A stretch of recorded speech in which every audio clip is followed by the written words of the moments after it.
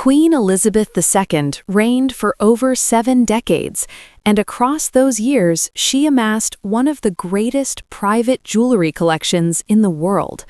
But when she passed in 2022, a question echoed around the world. What happens to jewels worth tens, even hundreds of millions? The tiaras, brooches, necklaces, sapphires, pearls. Today, we uncover the truth, because not all jewels belong to the crown.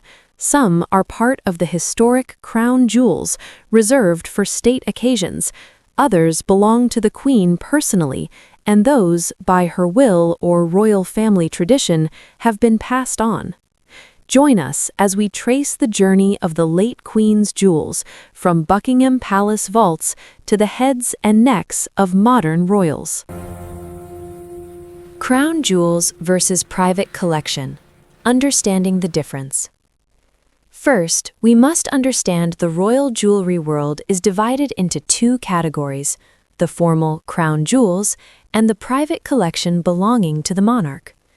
The crown jewels, including crowns, scepters, orbs, and ceremonial regalia, are inherited automatically by the next monarch. They never leave the trust of the monarchy.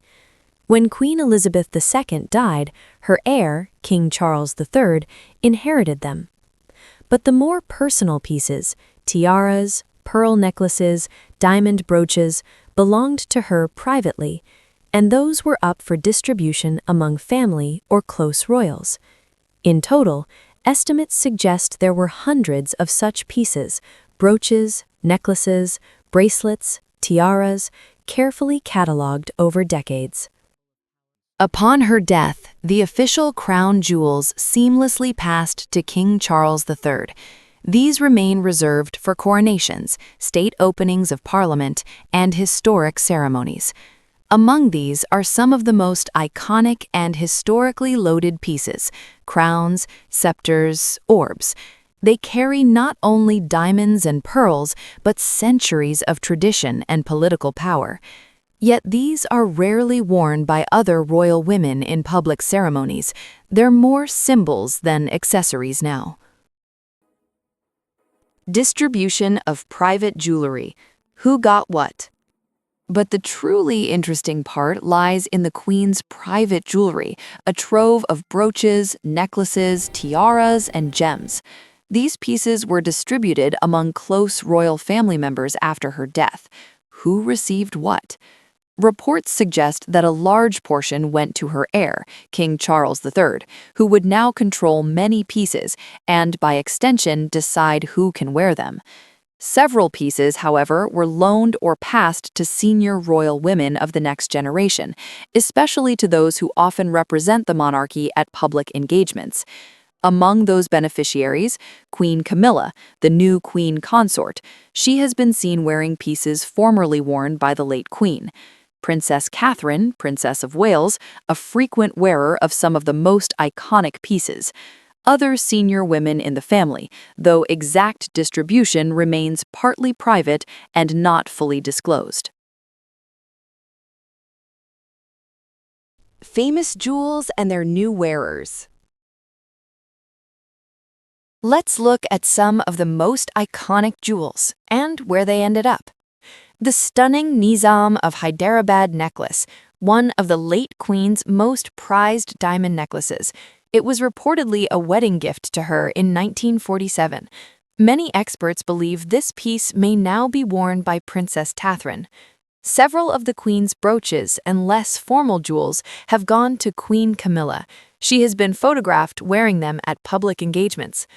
Tiaras and headpieces, for instance, pieces once belonging to the Queen, have been loaned to senior royal women for state events, depending on protocol and significance. But it isn't always publicly announced. The royal household often prefers discretion. Some jewels may remain in secure vaults. Others may rotate between family members depending on events. This distribution reflects not only inheritance, but also the monarchy's desire to preserve legacy while allowing new generations to carry on the tradition. What remains private, vaulted, or undisclosed? Many jewels have public faces. Many remain in vaults, secured, cataloged, and with ownership rights held by the monarchy or passed down to heirs. The exact inventory is rarely revealed. Estimates suggest that the late Queen's private collection included hundreds of pieces: necklaces, earrings, brooches, rings, bracelets, tiaras, many with deep historical provenance. Some jewels given as state gifts to the Queen, especially from foreign heads of state, are treated differently under royal protocol. They may enter the official royal collection or remain private, depending on original agreement. What's clear is that some of the most historic and valuable gems may never again be seen publicly, reserved for special occasions or held as silent legacies. Meaning, legacy, and why it matters. Why does this matter? Because these jewels are more than gemstones. They're history.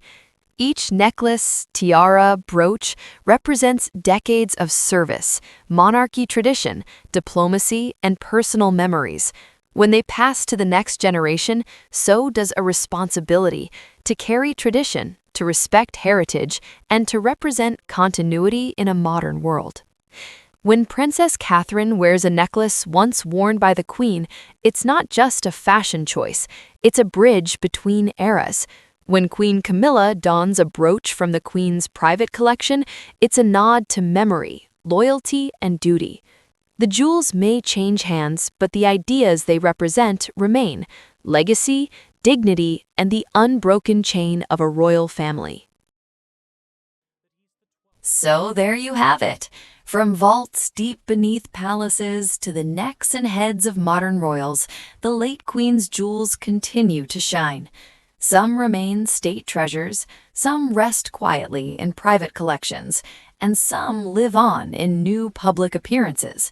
In the glitter of a diamond or the shine of a pearl, the story of a monarch lives on, not just in memory, but in legacy. Because jewels can pass hands, but legacy endures.